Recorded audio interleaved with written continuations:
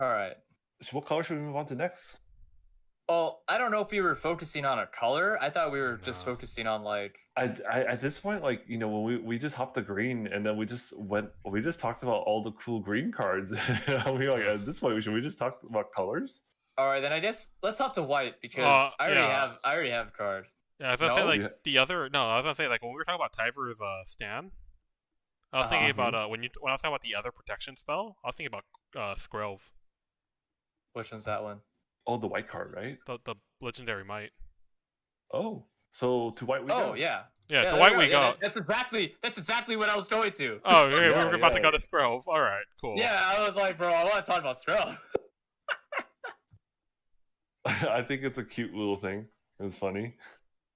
I think. Yeah, I like it.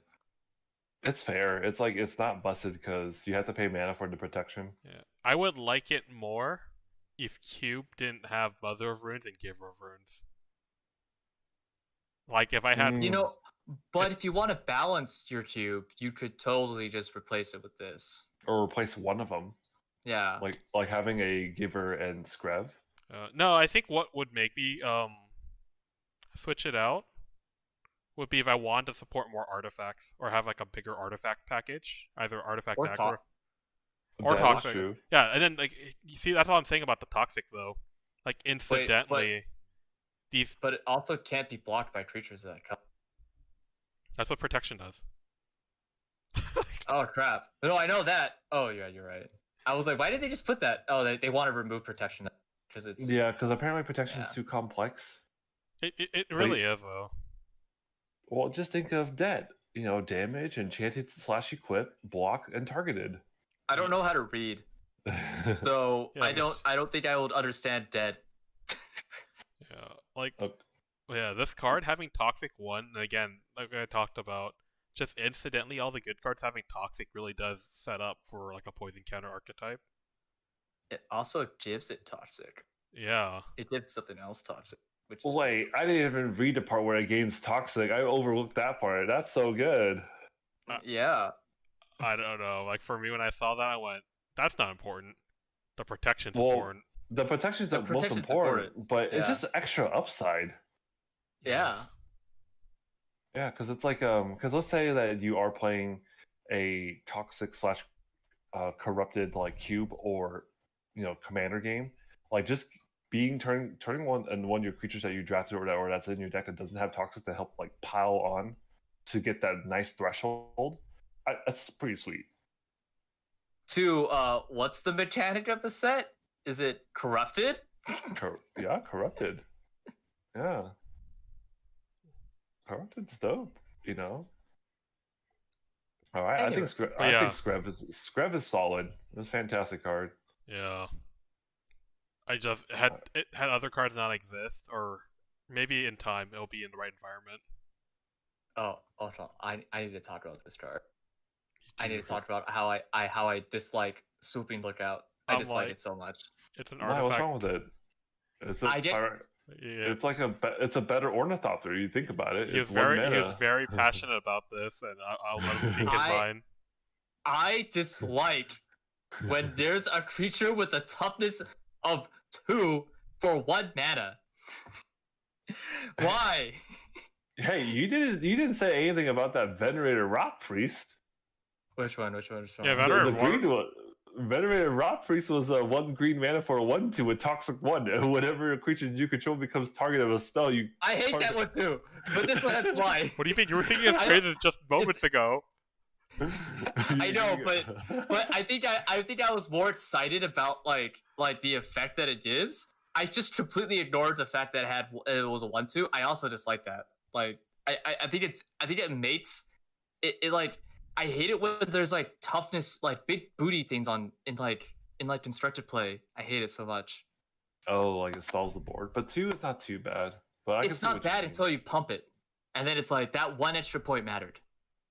Did I also mention it has flight and vigilance? Where all your 1/1 flyers, I blocked it. Oh, okay. Well, technically, assuming that you're playing in limited or in cube, the 1/1 mites that you can block the 1/1 mites all day with this thing. Right? Yeah, you could. I can see that. But I mean, I think it's a really good card, like for an uncommon. But I just dislike it. But I don't think it's strong enough for a cube, right? No. Definitely No, definitely not. Definitely not. It ain't no Savannah Lions. Nah, Savannah Line's not even good anymore these days, sadly. I would disagree. Oh, if you're looking for like maximum power cube, yeah. But if you're like doing something basic, Savannah Line and Elite Vanguard go hard. I guess that's true. Because is Elite Vanguard that one with like that's like it's the human soldier? No, it's just the human soldier. Oh. Yeah, it's just a human soldier with power 2. It's a 2/1. Yeah, because I mean I could talk about it more, but this ain't a cube review. But yeah, or this ain't a cube discussion or a cube focus discussion. Okay, and then also played at Onslaught.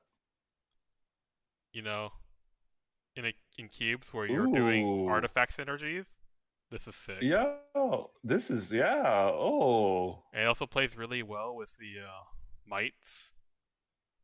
I mean, that's right. The mites are in there, so I didn't even realize those are mites. I thought those were just ugly ass helmets. Dude, I mean, you can wear it on your head, I guess. It's the head crab now from Half-Life. From Half-Life. Oh my gosh, I like it. Okay. Yeah. That's so good, especially as an uncommon. Uncommon? Yeah. Yeah. It just, like I think if you're looking at making the card playable, if you can get down to 3, which shouldn't be that hard. Oh. Yeah. I honestly think that for cube and then like commander may not be that good, but for budget decks though, I think it's pretty solid. Yeah. Because you definitely want down to, because the effect's typically at 4, but if you can get down to 3, godly. If you get it down to 2. 2's fantastic. Reincarnation. Yeah. Have you achieved Nirvana? Wait, Jawbone Duelist. This is Jawbone Duelist. It's a white card. It's an uncommon. Is it the double strike? Wait. Toxic one. Did I put that in a tab because I also like this card too. I don't. You don't? You know what? Every card that had toxic on it, I disregarded the toxic. Yeah, if you were to look at it, it's like it's a 1/1, so it will die to trade. Unless it's like a trade of like a 2/2 or something. If you think about it though, this set has so many really, really good equipments and pump stuff and whatnot, and I don't think there's +1/+1 counters, but proliferate. Oh, I was like, okay, this card in this set and in a vacuum, yeah, but standard right now has Illuminator Virtuoso. Okay. It's the same card, but it has Connive whenever you target it. Yeah, no, that's a lot better. Yeah. It's like, oh yeah. Like when I say that, you're like, okay, never mind. And then the other option, like the baseline is Fencing Ace, and this is better than Fencing Ace. Just slightly better. Yeah. Should we talk about the Hive? The Hive is yeah, Bitter Blossom. It's not as good as Bitter Blossom. It's very fair, Bitter Blossom. Yeah. I hate it. I don't hate it. I like it for white. If you don't have black and you can't play Bitter Blossom, at least you have this to make tokens. They're also artifacts. Are we talking about they're artifacts? Are we talking about this in the context of a cube, or are we talking about this in the context of like just in general? Just in general. Yeah, in general. Because we all have different perspectives. I'm very cube focused because that's what I do. Yeah. I mean, in a cube, I think this ability, with toxic. Never mind. That's the That's the payoff if I choose to run toxic as an archetype. Yeah. But because I'm looking at things through a cube, and poison counters and toxic aren't part of like. No, I'm here like. Oh god, it's definitely. I'm thinking about affinity. Like it makes artifact creatures. Affinity. True. Yeah. Metalcraft.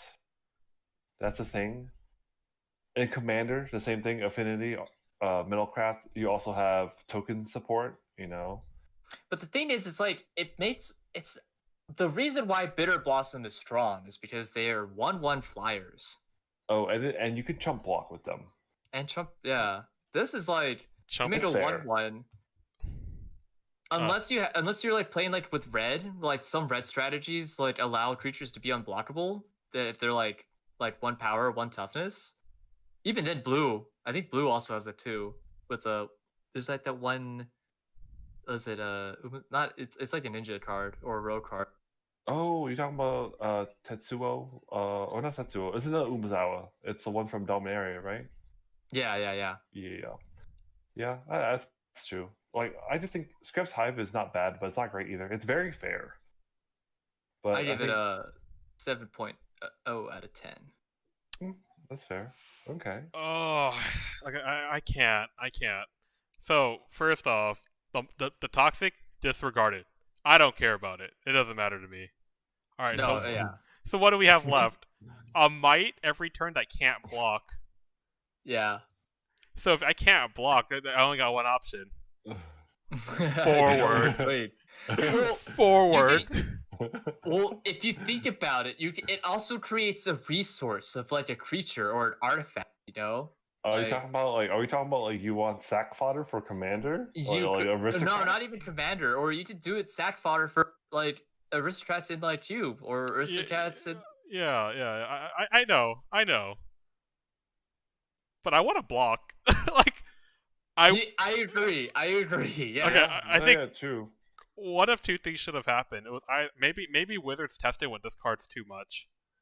Either the might should have had flying, or they should have been allowed to block. I think it would be better if it was like 1/1 with flying and it can't block. That would be the most aggressive game. Actually, that might be too much. But it sounds like so fun though, because it's like attack. Yeah, it's like you're forced to attack with. Yeah, and it goes in with the corrupted ability. Like you want to have them corrupted so they get lifelink. I guess. That's really pushed though, but that does sound like fun though. But they probably did test it, and they probably be like, "Yeah, no, let's play it safe, you guys." Or they already had the art for it, and they're like, these things don't have wings, so they're not flying. Honestly, it wouldn't have made sense with that flying. But man, the fact that it's like your only option is swing. And like if they play like if they play what was that 1-drop 1/2 you were complaining about?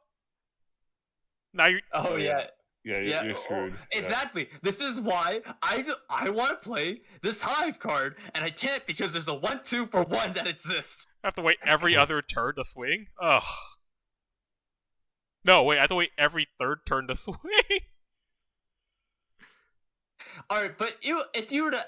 I'm not trying to justify it as it being good, but regardless, if you don't even look at that effect, it's you lose 1 life to give your creatures lifelink. No, you don't. No, you don't. You have to hit them 3 times. No, but if you already corrupted them without this card, like if this card, think of it. You could also think of it as like an enchantment in the deck. That's like, was it like an anthem? Is it worth it though? No. Just cause... no. Question. Yeah, I don't because if I view it that way, I feel like it's not good enough either. No, but if they're already corrupted and there's no way to remove these counters in this set, I think, like, I don't know. I mean, it'd be like, yeah, I'm gonna go 1/1. I lose 1 life. I swing with my creatures with toxic. I gain X life or whatever. God, I don't know. I think this card's funny. I think it's decent, but it's kind of bad. We should probably just move on. I heard this card dives to aggro. I don't think that this price is correct. $5? I see it at $5. I can wait. I don't see it at $5. I see it as like $1. It's not $1 too. No. Yeah, it is not. It's not worth $6. But you know what? I can't believe that's actually the pre-order price. What the heck? No, because they're thinking about Bitter Blossom. They're like, yo, it's a Bitter Blossom. It's a Bitter Blossom with lots of downsides. Like they definitely balanced it. Like they played it so safe. No, it's okay. Are you I'm sure done. they played it safe with this card? You know what? They I might don't have. think. But then you I look at think green. so. Then you look at green this set and go, nah. Oh yeah, green. No, they're just like I don't know whoever works at R&D right now, but like they love green, and then they're just like. Yeah, and then we might move on to the companion card for it because Huinko in the chat's talking about Mondrak. That might be the card. Yeah, that might be the card that saves this card. Oh yeah, What- like because Mondrak? it's the Dominus. It's the white Dominus. one. Yeah. It actually plays well because it's a annoyed procession on legs, Oh yeah. and not to mention if you think about it, they play well with each other because its second ability requires you to sacrifice 2 other artifacts or creatures. Yeah, Chris. And- Sacrifice those worthless mites that can't block. Oh, Yeah, say no more. They have utility now. they know That's more. what I was saying. They're a resource. Mm-hmm. And then Hey, wait. Also, if we think about the set of like all the equipments and all that stuff, yo, just suit up those mites, man. They have to swing. That have to swing. By the way, they also have toxic one. Also, if they are corrupt, if they are corrupted, you gain life too. So if you pump that mite with toxic, I don't know, man. You're think- right. I get to inflict 1 poison counter. No, you get to inflict 1 poison counter, but then you also gain a bunch of life, depending on the power. Yeah, I'm gonna like. Did I mean, this card also beats those mites too. You equip this with the mite. Wait, which card makes the mite? Oh, the infested flesh cutter. Yeah. Ugh. Uh, Ugh. what? I don't know. Three mana for +2/+0? I don't know. It's 5 Maybe mana. It's not 3. It's 5 mana. Shh, we don't talk about the initial. It's 5 mana, my guy. I wanted to like the card, but I don't. It's fine. It makes a what is it? It makes a 3/1 that can't block for 2. I think that's fine. We have Captain's Claws. I'm sorry. yeah, that's Okay, true. okay. That's Captain Yeah. Souls. Any other white cards that we want to talk about? I feel like we've been like Like dissing we don't white. have to, other we than don't, I mean, we don't have to talk about Elish Norn, but we all know about that. what Elish Norn. You know what? Actually, I saw someone bring up an important thing about Elish Norn. All right, we're gonna Hmm. talk about Elish what Norn. was it? It was that her downside or her negative. It's the only effect of that, or it's the only version of that effect that's not symmetrical. Oh, yeah. So I hear people talk. I was on Twitter. So people don't like the what is it? Jesus, Oh, look at all the those different purple art. variations. Oh yeah. What is Yeah. that list? Yeah. Yo, that looks cool. You know But what? yeah. You know what I think about? Because there's Yeah. so many variations, hopefully there's actually enough of different things that she won't be too expensive. I'm sure this card. Why is it that? I'm sure this card, like the normal variant, is going to be like $2, No, $3. no, No, no. No, I not think with the all of these. I think maybe that 20. I see No. 20. I think the normal variant it will probably be like a 15 to 20, right? Yeah. And then the rest of it will probably be like 20, 25, depending. Foil would be like 30, 40. It depends on how much of this product gets opened. Yeah, because the only way to get Elish Norn is in this product. And True, so true. the variation, so the baseline price of whatever the card is, it depends on like the standard play. And I think this card won't see a ton of standard play, but Commander No. for sure. So that's gonna set the card like 15, $20, maybe 30.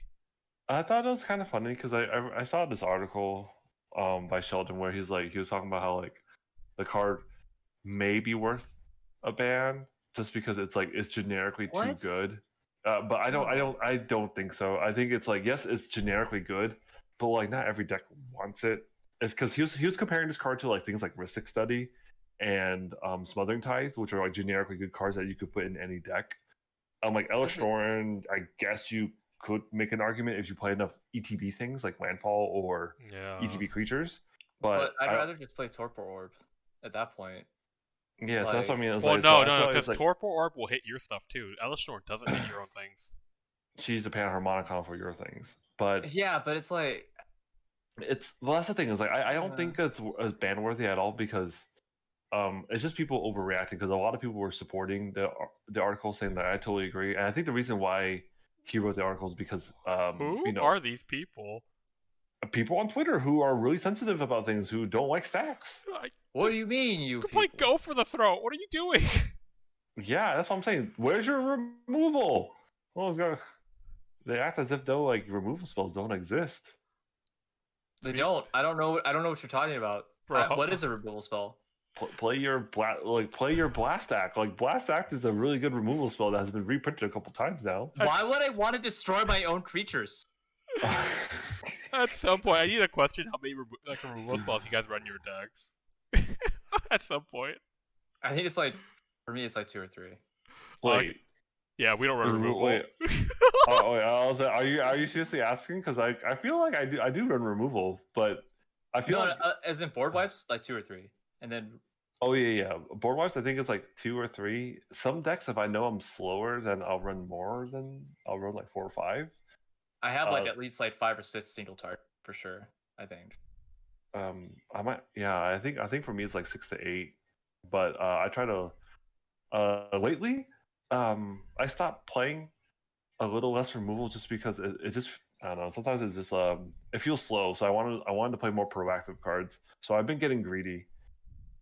Yeah, but I mean, Commander rewards proactive play. Yeah, exactly. So like, plus it's just my playstyle too because I just like to be the person where it's like you answer to me. I'm playing, and then I love playing stompy creatures and stuff like that. So it just makes sense. It's like if they're thinking about like, yeah, it's definitely Panharmonicon, but like, what's Panharmonicon like? 4 mana? Yeah, so it's like 1 like. It's a creature too. She's a creature. She can be removed.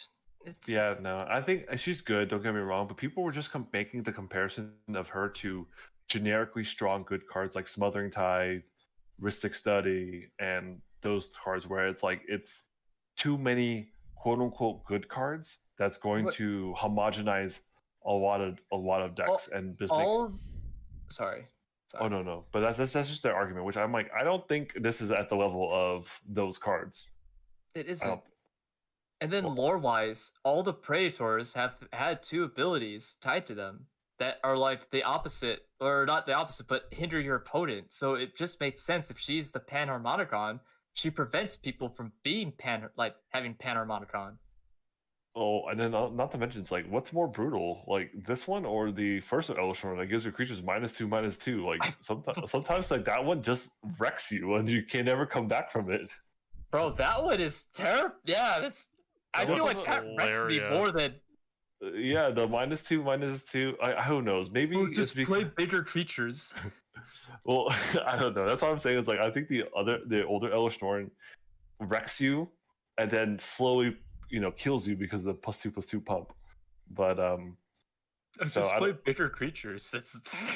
Yeah, I don't know. I think people are silly.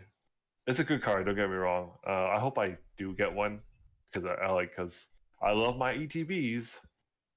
You love your value. I love my value, and it's always funny seeing. One of our friends, Chris Pham, always be like, "I play Reclamation Sage." Sorry. Yeah, right. Yeah, didn't you play like Torpor? And then he tried to. I think it was that or Hushwing Griff. Like I flashed, like he played it, and then I flashed in Hushwing Griff. Was I there that day? I remember something like that. It was so funny. That was so. Oh, that was so good. Do you guys think the Empress or the Wandering, the Eternal Wanderers any good? I think she's fine. I'm mixed. I'm mixed too. I don't know. Being 6 mana is kind of. You know what? I'm biased towards Elspeths though. Sun's champion. Yeah, Sorry. But I don't think she's good enough, right? Because Elspeth's Sun's champion is so strong. She might be actually might be better. Do you think so? Or I think the reason why she's has the potential is because no more than one creature can attack the Wanderer each combat. Like, kind of ensures that she stays alive. She also makes it 2/2 with double strike. Yeah. Zero. Like you have to ensure that the creature is at least 5 power to even hit, right? Oh, Yeah. you need trample, right? Yeah, sorry. like yeah. 5 toughness, but yeah. 5 toughness, yeah. Yeah, then- no, I think it's good. And then the last, like, hmm. the +1 is good if you play, like... When do you return the card? Beginning of that player's next end step. So like Flicker Wisp. Yeah, Yeah. so you can blink out attack blockers, too. Or you Can can... you? Oh, no, you mean you like have to do it you mean before, like you mean like pseudo vigilance, right? Like you swing in and then you like plus and then you flicker it out and then it comes back untapped, right? Is that what you mean? No, I mean, you can flick out your opponent's stuff that's in the way. True, yeah. Oh, I didn't even think about flickering out your opponent. So I'm thinking about like just like resetting your thing and getting value. Yeah, so like for like white mid-range, I think this is pretty solid. yeah, okay. You know what's also funny is that Elish Norn lights this Wanderer's +1 like was it the ETB effect? Like, Oh yeah, I double my own stuff. I have my own flicker right there. Hey, think about it. It even curves into it in standard 5 to 6. Yes. Yeah, Yes. Yeah, it's a thing. The big difference between the two, like board wipe is different because all the small stuff stays with Elspeths as champion. But then you're plussing to make tokens, and plussing to make tokens is always good. Yeah, but this one is 0, but it's a 2/2 double strike. Yeah. I think You know what? The -4 is pretty good. Yeah, no, and the Like- -4 is a real thing too. especially because you can activate right away and still have her still be alive, right? Yeah. And then her passive lets you, if assuming they don't have any, trampler to get over like your one creature, then yeah, that's good. Wait. All right, I need a ruling thing. So like all the Wanderers just say legendary planeswalker, right? Yes. Yeah. So I know that planeswalkers have that. No, never mind. You can play 2 different Jaces, right? Yeah, that's the new rule now. Yeah. Okay. I'm still thinking about the old days. The olden days. But the olden days, this wouldn't have mattered. This wouldn't? No, even in the old rules, this would have been fine. Oh, okay. Yeah, I wasn't sure because it's like legendary planeswalker. So is that the type? And it's like, Yeah, because they don't have a type, then you would have... I mean, this is like boomer stuff now. But not having a type meant you can have all the different Wanderers just hanging around each other. True. Cool. Yeah, but this would be a card I keep my eye on. I don't think it's that good, but I wouldn't be surprised if it gets played more. I don't know why. I just like the Wanderer. I have a thing for like white planeswalkers. Like I just want to make a good like your Boros deck where it's like I'm just gonna play mass land destruction and then just use my planeswalkers as like card advantage. Oh. Just play mono white walkers. There's that 5-drop that Dejiru, yes. Yeah. Oh, I don't think it's gonna be. I don't think it's a good deck. DJ Eru. Yeah, you search your library for a planeswalker card. Who remembers that card? I do because I look at it all the time. I think about that card because I'm like, yo, I'm gonna build that mono white planeswalker deck. This man's freaking Wolverine on the bed, looking at the picture frame. Like I don't know why. I really wish I wish Karth the Lion was freaking green white or something, or even white black. Like I'm just like, why is Karth the Lion Golgari? That's super awkward. Yeah. Yeah. Well, it is what it is. Okay. White solid. I don't think Kemba is kind of boring. I don't know. I think Anthem. It's a 2/2 white cat. It's okay. I don't know. I think she's just like a generic equipment support. That's all it is. The Nothing last like support- nothing. Wait, Every time I Victor. play Kemba, she just dies. Wait, but cats. I do like cats. You're not wrong. But cats. Like it's just. Oh, here's the thing, actually, hold alright. on. That's actually a pretty good but- effect for Cat Tribal. But It's- cats. Like okay, Or Robbo I know. approves. Or Nazan. I see. I think Nazan is sweet because I haven't finished the list yet, but I was trying to make a Nazan list that was like a commanded version of Hammer Time. And this card would be pretty sweet because you could just auto equip the hammer and then But cats. Colossus hammer. And then you just go smash into town. I don't know, Victor. I feel like you're like sending unwarranted hate towards this card with like No, there's it's a not, deck that you have that it's not hate. I'm just saying that like it's cool, but it doesn't do enough. That's the day that we live in. Is it a contaminated bloater? No, it's not. What do you mean it doesn't do enough? Wait. In a Krat tribal deck, you put an equipment for free.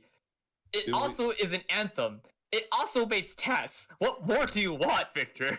You have to pay 5 mana for it. I just wanted a to make 2/2. equipment too. Yeah, I wanted to make equipment. It needs to spawn fucking bone splinters. Oh, that No, would be cool. no, it needs to make rocks, and it needs to have partner on it, so it can pair up with Togo. Oh man, that'd be so.